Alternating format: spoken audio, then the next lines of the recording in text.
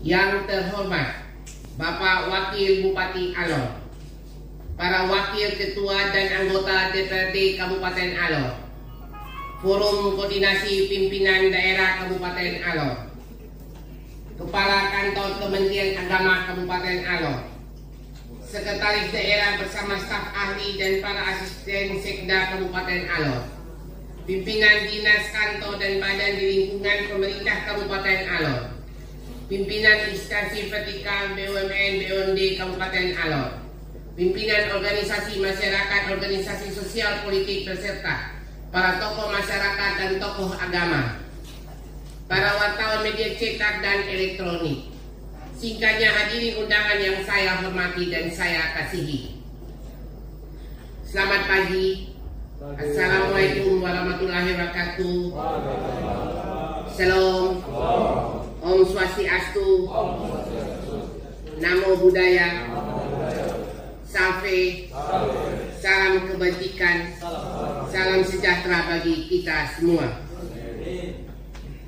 Pertama-tama patut kita panjatkan puji dan syukur kehadiran Tuhan Yang Maha Esa, karena hanya atas penyelenggaraannya dan pertolongannya kita masih dapat bertemu di ruang yang terhormat dan bermartabat ini untuk mengikuti rapat paripurna Dewan yang terhormat dalam penutupan masa persidangan 3 tahun 2020 dan pembukaan masa persidangan 1 tahun 2020-2021. Pada kesempatan yang bermartabat ini, saya patut menyampaikan apresiasi dan terima kasih bahwa proses penyelenggaraan pemerintah di Kabupaten Alor dalam masa persidangan tahun 2019-2020 berjalan dengan baik, dilandasi dengan semangat kebersamaan Taramiti Tominuku. Sebagai amanat leluhur yang terus menjadi roh pemersatu bagi kita dalam menyelenggarakan pemerintahan di Kabupaten Alor.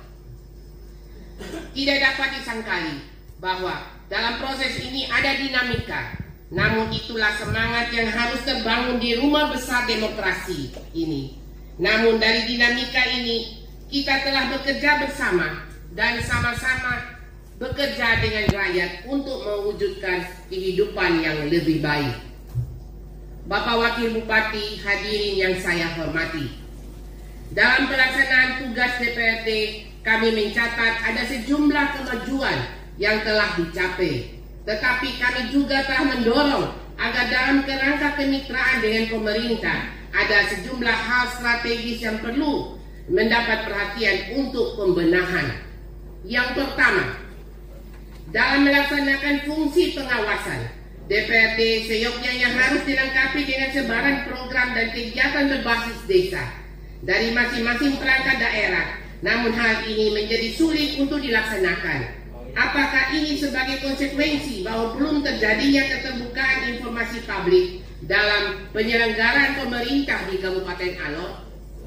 Yang kedua, aspek ketetapan jadwal dalam pembahasan anggaran dipandang perlu untuk ditaati, khususnya dalam pembahasan yang memberi ruang waktu yang memadai kepada anggota Dewan yang terhormat untuk lebih cermat dan mengakomodir berbagai aspirasi masyarakat yang terus mengalir di rumah rakyat ini melalui anggota Dewan yang terhormat.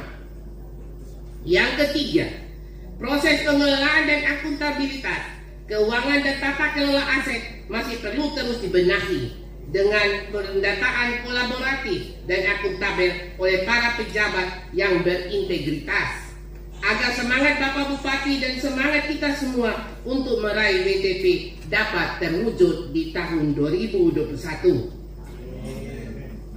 4. Ada sejumlah kesepakatan rapat di ruang Dewan yang terhormat ini yang semestinya harus dipatuhi oleh kita semua.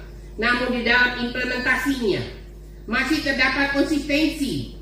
Kita sepakat untuk lampu sein kanan, ternyata di luar sana masih putar kiri.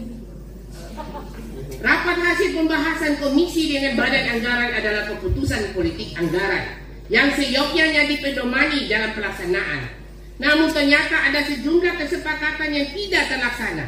Mari saya ajak untuk kita saling menghormati, karena kita sama-sama penyelenggara pemerintah daerah walaupun pada fungsi yang berbeda.